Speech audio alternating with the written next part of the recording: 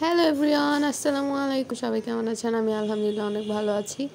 আজকে বানাবো মোমো। তার জন্য 1 কাপ ময়দা নিয়ে নিয়েছি। দিয়ে দিচ্ছি ময়দার মধ্যে লবণ 1 চিমটির মতো। তারপর সব কিছুকে ভালোভাবে মিশিয়ে নিব। এইখানে আমি 1 কাপ পানি নিয়েছি। এখন এখানে আস্তে আস্তে দিব আর সব কিছুকে মিক্স করে নিব ভালো করে।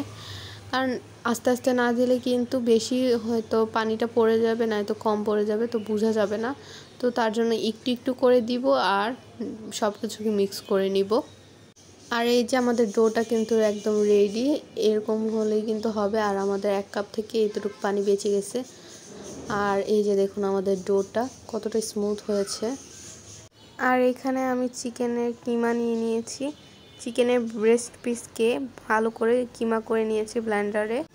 এখন দিয়ে দিব পেঁয়াজ কুচি। পেঁয়াজটাকে দেখুন আমি কীভাবে কেটে নিয়েছি। এইভাবে